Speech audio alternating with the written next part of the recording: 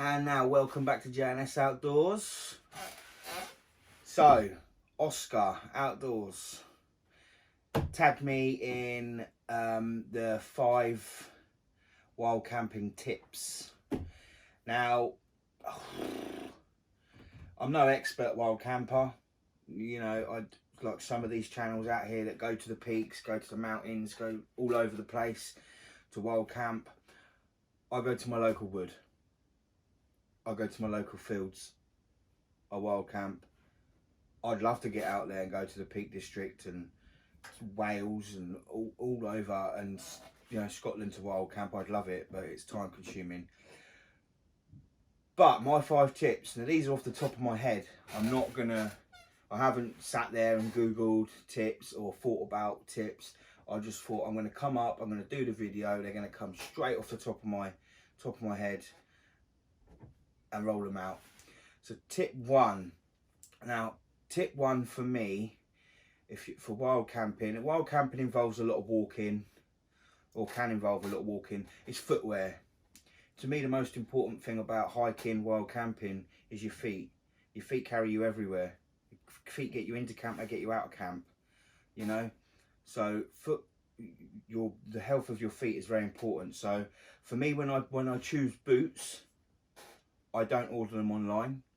I go to the shop, like Decathlon. I try the boot on, and I also go a size bigger, because I find when walking, especially when walking downhill, your feet push towards the front of your boot, and it does hurt your toes. If you haven't got a lot of room in your boot for your feet to slide back and forth when you're walking uphill and downhill, then it's jammed in.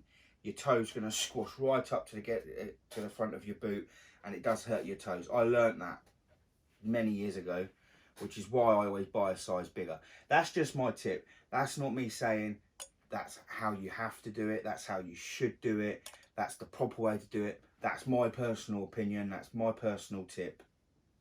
Obviously everyone has their own way of choosing boots. Some people might say that I'm wrong, but this is my way of doing it, and I'm just sharing with you my tips. So that's tip 1. Boots, go and try them on, don't order them online, and go a size bigger. That's tip 1. Tip 2, when wild camping, tip 2 for me would be carrying a whistle. Like getting back to the first tip, if you're wild camping, you're likely to be doing a lot of walking. If you're on your own, you might fall over, you might sprain your ankle, you might break your ankle, you might not be able to move. Shouting's going to hurt your voice, and there's only so long you can shout for before it starts hurting and you can't shout no more, and you need help. So take a whistle. Always carry it on your person, not on your bag, in case you drop your bag down a mountain or a hill and then you hurt yourself trying to get it and you can't get to that whistle. Carry it on your person, around your neck, in a zipped pocket so it can't fall out. But always carry a whistle so you can alert people around that you need help, constantly blowing that whistle. So that's tip 2, a whistle. Tip 3, tip 3 for wild camping. Tip 3. So I'm going to try and keep it different, because I've watched a few others and a few of them use the same things as tips. I mean, I might be using the same as a few, but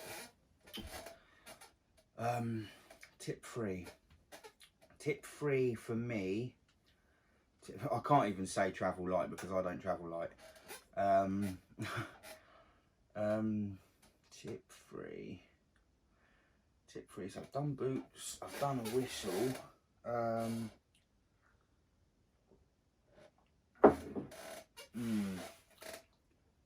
Tip 3. I'm going to use it anyway, right? Pack light. Think about what you're packing.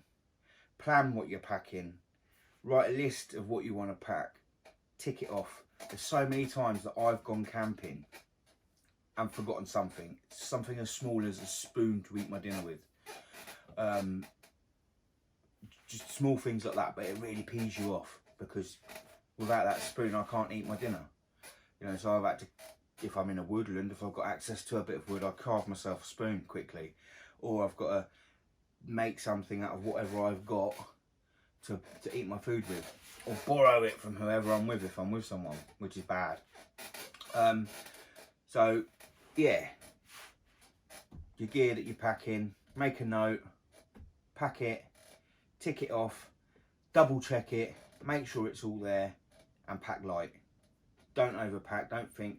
If you think to yourself, oh, I might need that, then you don't need it, because saying you might need it is just out of the equation. You will not need it. Just pack essentials. Anyway, so that's tip 3. Now tip 4. these are quite hard. Tip 4. Tip 4 would be tip 4. I had it in my head a minute ago. It's weird. It's gone. It's gone. Tip 4 for wild camping. Tip 4 for wild camping, because this is for beginners, isn't it? Yeah. Like, this is, I forgot, this is wild camping for beginners, right? Okay. Well, it makes sense. It wouldn't be no point trying to tell advanced people of wild camping how to wild camp, would it? Anyway, so tip 4 for me, for beginners at wild camping, would be never go alone. Your first 2 or 3 wild camps, I recommend going with someone else. Go in with someone else.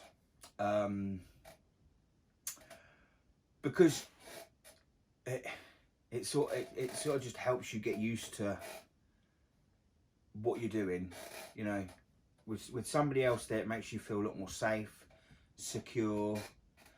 Listening to the, you know, you'd be surprised at how scared you can get when you're on your own, and whether you're in a wood or you're in a field, or on the moor somewhere, you know, of the noises. They freak you out, and they do freak you out.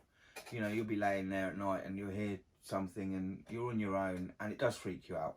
Like, you know, there's people that still get freaked out that have been doing it a long time. So go with somebody else, share the first 2 or 3 experiences while camping, and then give it a go on your own. That's tip 4. Now, tip 5 is in relation to tip 4. Always tell somebody where you're going. So, especially when you start wild camping on your own. When you start wild camping on your own, you tell your missus. If you're going on somebody's land that you've got permission to be on, let them know, yeah? Especially let them know. Because if anyone needs to get to you, if your missus can't get to you, if your missus, she knows where you are, but she don't know how to get to you, at least she can go to the landowner. He told me he was camping in the woodland at the back of the farm, for example, where I go. He will go, okay, yeah, I'll take you there. You know, because my missus wouldn't have a clue where to go. If I said to her, I'm going camping up at the woods, up the farm, where I have permission to, she knows it's on the farm somewhere, but the size of that farm is 300 acres. She's not going to know how to get to that wood, whereas the farmer would do. So just tell people, you know, if you're driving somewhere and you're parking, leave a note in your car. Whenever we go, if I have to drive somewhere, I leave a note on the front of the car, saying 2 things really. One, saying there's nothing valuable in the car, because if some little tow rag decides he's going to pull up and he has a look and it says that you're wild camping, he's going to think, great, you're not coming back for the night. Smash, rook around, find nothing, and you're left with a bill, auto glass, to come out and repair the window. So I leave a note. It says there's nothing valuable left in the vehicle. And it also leaves my telephone number and saying that I'm wild camping. So if the police pull up, if they need me to come move the car, my contact number's there. If and they also know that it hasn't been abandoned, that I'm out wild camping somewhere close to my car, obviously, because it's there, and everything's fine, you know. And especially if you're going for a few days, you know, let them know that you're wild camping for 3 days and the car's going to be there. You know, that way they don't think that somebody's committed suicide. If it's there for 2-3 days without a note, they might think that somebody's parked there, gone off, and topped themselves. So yeah, just let people know where you're going. But that's my 5 tips anyway. Now I'm not sure how many people I'm meant to tag in this video. So I'm going to tag JJ Outdoors, yep, Justin, Will from Wullie's Outdoors, Bushcraft. I can never pronounce his channel name, but there'll be links in the description to the channels below. So I'm going to tag them two, and he might have already been tagged in it. I think he has, but I'm going to tag him anyway. So it'll be Simon Burton from the Wild Campers UK. He'd be my third one. My fourth would be Bushcraft Buddies UK. That's Jay. And my fifth one would be Dan Outdoors, Dan. So they're my five. JJ, Will, JJ, Will, Wild Campers UK. God, why have I forgotten his name? I message him all the time. I don't know why I've forgotten his name. We plan on meeting up. Damn dog. Jay and Dan. Okay guys, well, thanks for clicking on the video. I hope my tips are useful. They're probably the same as everyone else's. I'm sorry about I'm doing the video from in my man cave, my bar, but time is precious at the minute and I haven't got a lot of it.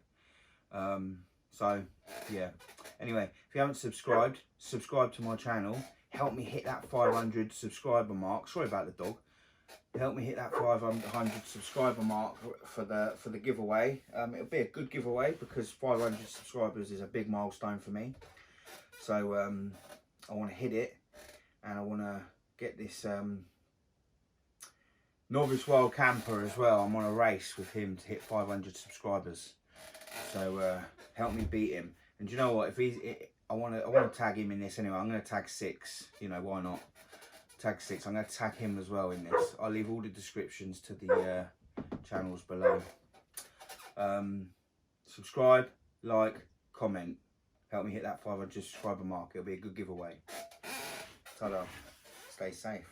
Take care.